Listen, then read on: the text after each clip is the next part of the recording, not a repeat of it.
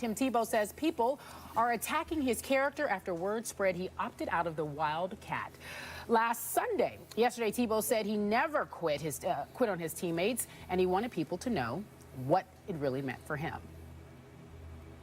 For people to not know the situation and, go off, something and then start to, bash your character and say you're phony or you're fake or you're a hypocrite, I think that's what's disappointing and that's what's frustrating because, it's a football game, and that's one thing if you're good or bad at football, but your character, your integrity, that's who you are as a man, and that's a lot more important. And I think that's what's disappointing for me and frustrating because I take that way more serious than I'll ever take a football game. Way more serious than he'll ever take a football game. So the question is, do you feel bad for Tebow? And I'll start with Chris Mannix. I feel bad for him, yes. I mean, I'd like to go on record. I know that Tim Tebow is debated nonstop, it feels like sometimes around here, but I don't think he's a very good quarterback. I don't think he's an NFL quarterback. I think he's better served playing in the CFL or somewhere else other than this league. But he's been put in a position all year long to be the #2 quarterback. He is ostensibly, if Mark Sanchez got injured in Week 7, Tim Tebow would have been the guy that they go to. Now, when the season's almost over, when they're just basically in garbage time when it comes to the NFL, they're going to Greg McElroy. And I don't think anyone at this table actually believes that Greg McElroy has any chance of being the quarterback of the future of the Denver Broncos. So I don't know why they're not giving him a chance to play other than they have no confidence at all in Tim Tebow. So I do feel sympathetic for Tim Tebow because I think he deserves a chance. I think he should have been the starter. He's the backup quarterback. He's young. He's a first-round pick. He's a Heisman Trophy winner. He's won an NFL playoff game. Why not give this guy a chance over the last 2 games and see what he can do in a traditional offense? I mean, we talk all the time, guys, about how this kid cannot play a traditional NFL offense. Well, you have 0 to lose if you're the New York Jets right now. Why not throw him out there and see what he can do? I don't feel bad for Tim, and the reason why is because he's going to get out of this situation.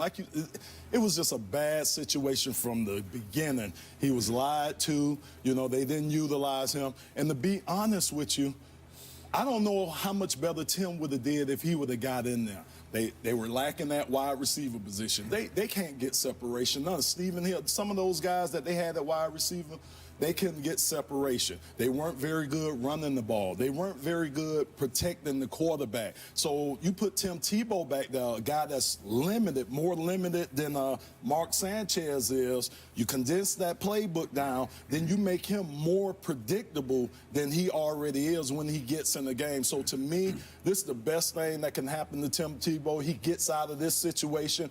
Probably should have went to Jacksonville to start with, but he gets a chance to go down there and show the people down in Jacksonville what he can really do. So you think it's better that he's still an unknown at this, in some ways, not to come in there and what do they say about an idiot? You open your mouth and you actually verify. Yeah. Don't open your mouth and show people you can't play in a traditional system. I never thought that the Jets would turn their whole offense around for him, get the personnel and do all the things that they would need to do. Jacksonville, yeah, I could see them doing that. The Jets, I just couldn't see them doing that. It's like, do we feel bad for Tim Tebow? Do we feel bad that he kind of got lied to a little bit, that he didn't get to play, he got stepped over for a third-string quarterback that had no meaningful snaps? Do we feel bad for him that he's getting all this attention and people are calling him out and criticizing him? And, oh, no, not even close. I don't feel sorry for you at all. That's the NFL. Right. And this is just the way it is. If you play long enough, how mad and how irritated are you going to be at somebody on some team that told you something, that promised you something, and they didn't deliver? Countless times are you going to be upset about what a coach told you. And even if he probably meant it, but things change. The personality of the team changes. The situation changes. This guy went to New York. He could have went to Jacksonville. Right. He goes to New York, the center of the universe, and now we're supposed to feel sorry for him. Oh, I'm sorry. I'm so sad for you. No, not at all. He's handling it well. Right. I mean, I think he's doing a good job. I mean, as far as Tim Tebow goes, he's speaking out.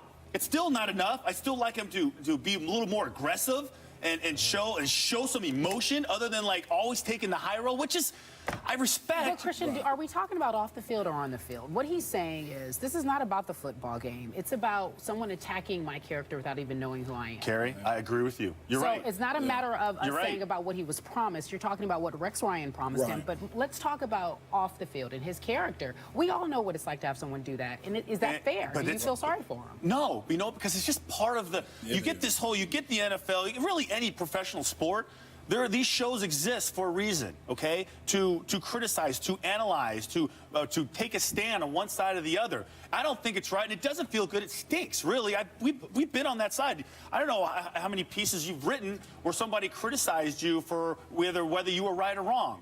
The fact is that it's just part of the deal, and you know, he's done a good job of handling it. You know, nobody likes their toughness challenge, their pride, their character. Nobody likes that question. They know he can handle that. I think Tim Tebow, being the type of person he is, I think they think he can handle stuff like that. He can handle rejection. He can handle being lied to. He can handle some of the things not being played. You know, a lot of things that happen because he's a high character guy. They know he won't cause problems. They know he won't become a friction in that locker room. And I think they have a tendency, coaches do, if they know they got a player like that, I think they have a tendency of pushing a little bit more in that direction because they can get away with that. See, here's the thing with Tebow. It's like we're constantly talking about him, and we're almost baiting him. We're constantly fishing to trying to see if we can get him to snap.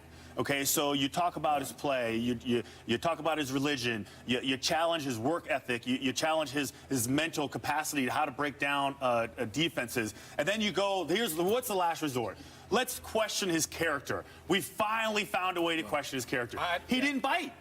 He didn't bite. So my point is, like, that's just kind of the way it is. I don't think that we should question. I don't think that he deserves to have his character questioned, because Tim Tebow and LeBron James are the two most covered athletes in the history of sports. They really are, because of social media, because of Twitter, Facebook, all the other stuff. They're covered all the time. And while LeBron has made a few PR gaffes along the way, he's put his foot in his mouth along the way. Has Tim Tebow done that ever? Have we ever had reason to question whether his word is true to this point? I don't think so. I don't think we've done that. But I mean, is that something that we're? I mean, should you feel bad? Sorry? Yes, I feel bad for him. That if he's right and these reports about him are wrong, then I feel bad for him because he's being cast in a light that he shouldn't be cast in. Well, last week when we reported on it, we said if it's true. None of us knew whether or not it was true. Now he's saying it's not. It's his word against sources say. Right. But look, on the field too, I feel bad for him. I don't think that Mark Sanchez was the problem in the first 2 months of the season. Guys were dropping passes. You mentioned injuries, and he was getting the worst luck. But the month of December, when the playoffs were still at stake, Mark Sanchez has been bad. Last in the NFL in quarterback yards, last in passer rating, 28th in completion percentage. He has been bad in the month of December. And when the playoffs are on the line and you still have a chance, and if your starting quarterback is playing that poorly, why not give Tim Tebow a chance? He can't be worse than Mark Sanchez in those situations. But that's just the way it is. I mean, I remember specifically being told that I was being leapfrogged as a starter for a couple rookie tight ends. And I remember walking out of that meeting room saying to myself, I will hate every person in this organization, okay, because that's wrong. By the time I got out to the field, I was like, you know what? I have a choice. I can either kind of deal with it, and this is kind of the business, and I'm older, I should know better, or I can really hold a grudge and really bring the whole team down. The fact is I chose not to do that, okay? And the fact is that regardless of how badly I thought they were wrong and how badly I knew I was right, didn't matter. So I didn't want anybody's sympathy, you know, for my situation, because that's just the way it is, and it will happen to everyone. Lomas, we're talking, I feel, two different topics here, or one topic, two different subjects, on and off the field. How do you feel? You feel sorry for him both places, or just? You know, I feel sorry for him both places, and the reason why I say Tim, and no, I don't. I take that back. No, I don't. The reason why Tim has been doing this since college, probably since high school. He's been handling this, being scrutinized. And I do believe, like I say, coaches look at the character of a guy, and they know what they can get away with. They know if you got a sensitive guy, you can't push him that much. Maybe it's a guy that can take some tough love. You know, you could push him a lot harder. So they have to do that too. And I think they know with Tim Tebow, he's not going to rock the boat. He's a team player. He's going to keep everything going along, and he's pretty much going to take and be the. But does that make it right though? No, does that make I don't what they've think done? No, and would it not have been in the best interest of the team when Mark Sanchez is flushing the season down the toilet from the quarterback position, and the stats back it up? Like I just said, he was playing poorly in the month of December. To not play this guy and give yourself maybe a chance. Like I said, he can't be worse. Chris, what I don't understand, why didn't they do this? Bring in packages and start this from week 1, preseason. I'm sorry, the preseason. circus is in New York. It's kind of like we're saying that maybe someone else owes him an apology, and we'll talk about that later on in the show. But you know what? Let's move on to our next topic. In the first meeting between the Redskins and the Cowboys, Washington scored 28 points in the second quarter and beat the Cowboys at home. In their second meeting this Sunday at Washington, who has the advantage? Will it be the Cowboys or the Redskins? Lomas, I'll start with you. I'm going with the Cowboys. Good job, Lomas. I just think even in the loss, even in that tough loss they just took to New Orleans, I think these guys are so confident. You just look at their play. Tony Romo dropping back, getting the ball out of his hand, ball on target to Dez Bryant. Dez Bryant running the crisp routes where he has separation with Tim Tebow and Mark Sanchez wasn't getting in New York. You got DeMarco Murray coming back off injury.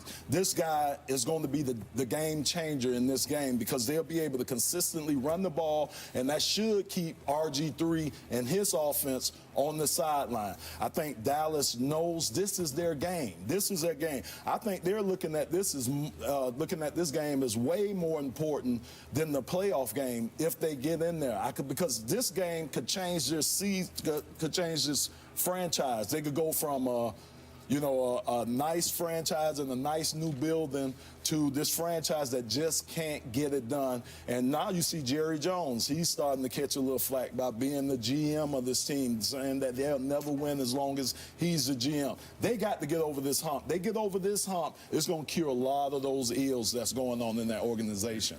Chris? This is like 2 days in a row with the Tony Romo Kool-Aid here. I mean, how many times does this guy have to make mistakes? But you got to get over that hump. But how many times he has to, but does he? You've seen lots of athletes that have not gone over that hump in the past. He's made critical.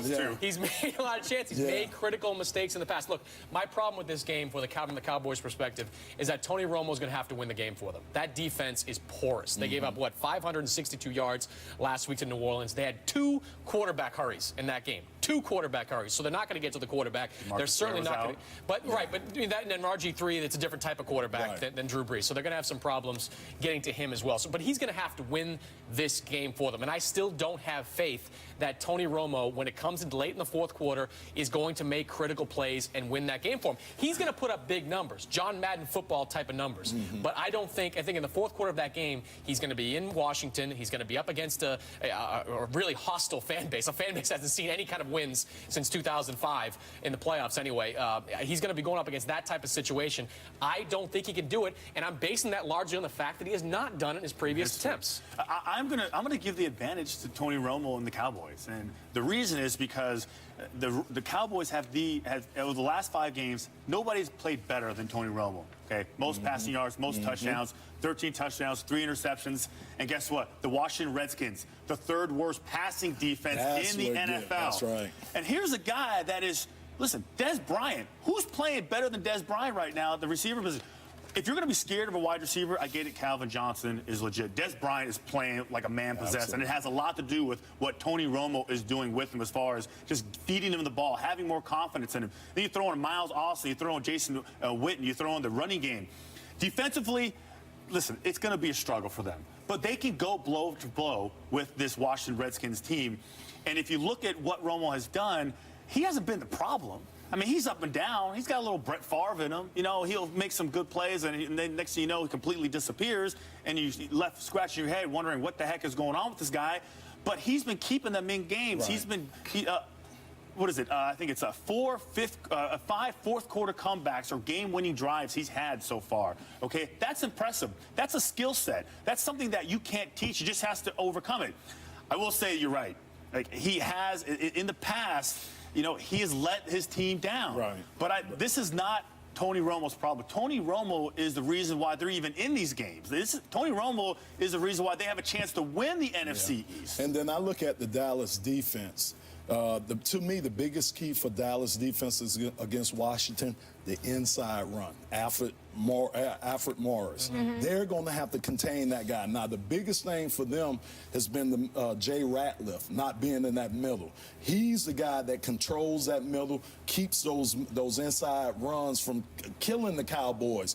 If they can shore that up, I think they got enough contained to keep RG3 from breaking out. And even with his knee, I don't know how much breaking out that he really wants to do. I think he's still a little with that knee right there. So I do think Dallas has enough. If they can take care of the middle, which we all know is important, the most important aspect of a defense is to have a strong middle. So that's been, to me, the Dallas Cowboys' biggest problem.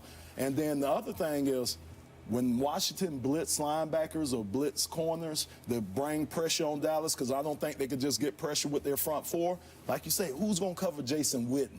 More so than Dez Bryant, I see Jason Witten killing them across the middle. I think he's going to kill him, too. I think it's going to be a shootout. I think we're looking at one of those 38-31 type of games. And another thing it comes down to as well is the coaching in the fourth quarter of games. I'm going to take Mike Shanahan and his staff over Jason Garrett and his staff. Think about it. If, like, I always think about how does a team finally get over the hump? How does a team finally get the monkey off its back? This is a perfect opportunity for the Dallas Cowboys to take 3 steps forward instead of taking 5 steps back after they kind of prove us wrong. On the road, a team that has just been energized by RG3, but there's holes there, and this is an opportunity for them. I can just hear it in the locker room. I can hear the pregame speech. I can hear what they're talking about on Saturday afternoon. I can feel the guys Chris being is saying geeked this up. is a perfect opportunity to prove him right, because you're never wrong, as we mentioned That's earlier. what I've been told. You've been told that many times. All right, well, let's leave it right there, gentlemen.